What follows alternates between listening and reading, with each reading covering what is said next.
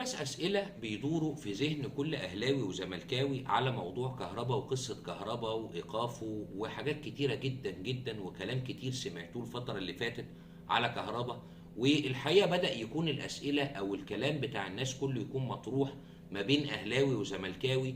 البعض بيسألك أسئلة وبيجاوبك عليها وفقا لانتمائه، إنما اللائحة بتقول إيه؟ النهاردة هقول لك ال5 أسئلة هيكونوا موجودين قدامك، وقصادهم ال5 إجابات اللي هتجاوبك على كل موضوع ممكن يكون بيدور في ذهنك مع موضوع كهربا وإيقافه. السؤال الأولاني: هل كهربا بعد انتهاء فترة إيقافه يوم 11 يناير هل يحق ليه المشاركة مع النادي الأهلي أو لأ؟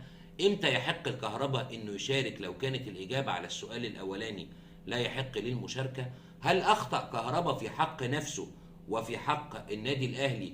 وهل أخطأ مجلس إدارة النادي الأهلي في التعاقد مع كهربا خلال هذه الفترة؟ وموقف نادي الزمالك الفترة اللي جاية ممكن يكون إزاي؟ دي كلها أسئلة بتدور في ذهن الناس. تخش على أول سؤال على طول. السؤال الأول: هل يحق الكهربا بعد انتهاء فترة إيقافه يوم 11 يناير إنه يشارك مع النادي الأهلي أو لا؟ يحق ليه، لكن في حالة واحدة فقط لا غير، هقول لك عليها. النهاردة في جواب جه من الاتحاد الفيفا بيخطر فيه اتحاد الكرة المصري، باعتبار طبعا ما يقدرش يخطر النادي الأهلي ولا يخطر اللاعب، لأن زي ما احنا متفقين مع بعض ان الاتحاد الدولي او فيفا لا يخاطب الاشخاص ولا يخاطب الانديه، ولكنه يخاطب الاتحادات الرياضيه.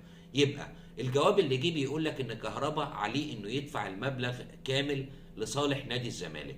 النهارده اذا انتهت مده الايقاف يوم 11 يناير والزمالك ما اتحركش باي تحرك في موضوع كهربا، من حق كهربا يشارك لغايه ما الزمالك يعمل طلب بتظلم جديد من عدم دفع اللاعب للفلوس، بعدها يصدر قرار جديد يتم ايقاف كهربا مره تانية. لكن قانونيه الموضوع ده خلي بالك في ريسك او مخاطره، عشان كده الاهلي مش هياخد بيه، وفضلوا ان هم يخاطبوا اتحاد الكره ويتكلموا معاه في الجزء ده ويقولوا له هل كهربا من حقه انه يشارك او لا يشارك، لان المخاطره هنا اي نادي هيقابل الاهلي حتى بعد انتهاء فتره الايقاف الاولى اللي هي يوم 11 يناير من حقه انه يشتكي، خاصه ان الاهلي هيلعب في افريقيا ما تنساش، ومشاركته هتبقى ريسك وهتبقى مخاطره كبيره جدا. الحاجه الثانيه: كهربا للاسف الشديد هو وثق في بعض الناس المقربه ليه وفي بعض اعضاء مجلس الاداره اللي هم اتكلموا معاه وحاولوا يقنعوه ان موقفه سليم 100%، وتعالى كهربا ومفيش مشكله انك انت يعني ترجع مره تانية الدوري المصري عبر بوابه الدوري البرتغالي. وطبعا الراجل وثق فيهم، لان كلنا عارفين ان في بعض اللعيبه اللي ممكن تكون عندها مشاكل في طريقه تفكيرها او في القرارات اللي هم ممكن يكونوا بياخدوها بشكل كامل وهي بتحدد مصيرهم. يعني قرار زي ده لك ان تتخيل عزيزي المشاهد ان كهربا من سنه 2020 لغايه اللحظه اللي احنا بنتكلم فيها دي لاعب، وهو ما هوش سنه صغير بس متوقف عن اللعب لمده سنتين، ووارد ان الموضوع يطول. طب انت هنا قرار زي ده خدته اثر عليك سنتين؟ لا، ما اثرش عليك سنتين بس، ده اثر على مستقبلك الكروي بشكل عام، لان دي النقطه اللي هجيلك فيها كمان شويه، ان كهربا مهدد بالاعتزال، وده الاحتمال الارجح اللي هيحصل الفتره اللي جايه. طبعا وخدها مني كلمه وما تدورش ورايا ان الاهلي مش هيدفع جنيه في مخالفه كهربا، والكلام ده انا قلته في فيديو قبل كده اول ما حصل موضوع ايقاف كهربا، وهحطه لكم في خانة الوصف. قلت ان الاهلي لن يتحمل جنيه. ليه؟ لسببين اتنين. السبب الاولاني: معنى ان الاهلي يتحمل قيمة او جزء من قيمة الغرامة المقررة ضد اللاعب، ده معناه ان الاهلي بيعترف لك بشكل كامل ان هو اخطأ وتواطأ مع كهربا، حتى لو كانت دي حقيقة او تتفق انها حقيقة او ما تتفقش انها حقيقة. في النهاية مشاركتي في دفع الغرامة كمجلس إدارة النادي الأهلي ده معناه إن أنا متواطئ مع اللاعب في قصة هروبه من البداية، والأهلي عمره ما هيحط نفسه في موقف زي ده.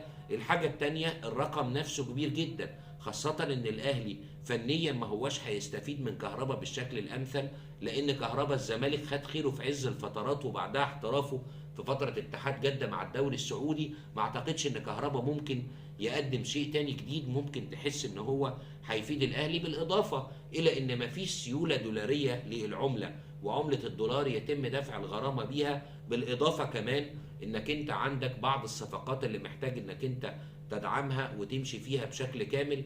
وما افتكرش ان ممكن الاهلي يطلع من ميزانيته اي جنيه بسبب الجزئيات اللي انا كلمتك فيها. طب الوضع بالنسبه لنادي الزمالك ايه؟ عشان كهربا ما يشاركش بعد انتهاء فتره ايقافه الاولى، الزمالك هيبعت للاتحاد الدولي وهيقول لهم فيه ان كهربا حتى الان لم يتوصل الى اتفاق مع نادي الزمالك بشان دفع الغرامه المقرره ضد اللاعب، عشان يصدر قرار ايقاف جديد في الغالب هيكون ما بين اسبوعين لثلاث اسابيع بالكتير، وتتجدد مده الايقاف لمده مماثله اخرى لحين التوصل الى اتفاق. طب اي اتفاق خلال فتره التوقف دي؟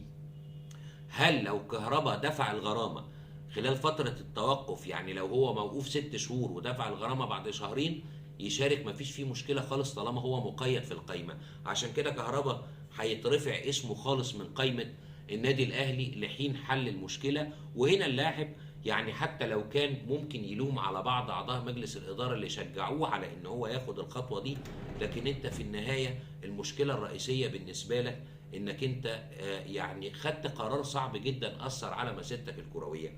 طب ما فيش اي حل ان الغرامه دي ممكن انها تتشال الموقعه ضد كهربا؟ ما فيش اي حل غير انها تدفع، لان الحكم ده حكم نهائي، بالاضافه الى مبلغ ال5% كفوائد منذ تاريخ الحكم بالغرامه حتى تاريخ دفع الغرامه المقرره ضد اللاعب. يعني الرقم هيبقى كبير جدا. والنهارده عشان كهربا يتعاقد زي ما سمعت بعض الناس كده اللي روجت لاشاعه انه هينتقل الى نادي بيراميدز، محدش يا جماعه هيدفع الفلوس دي وهو بيخاطر في لعيب كسر او داخل على ال 30 سنه.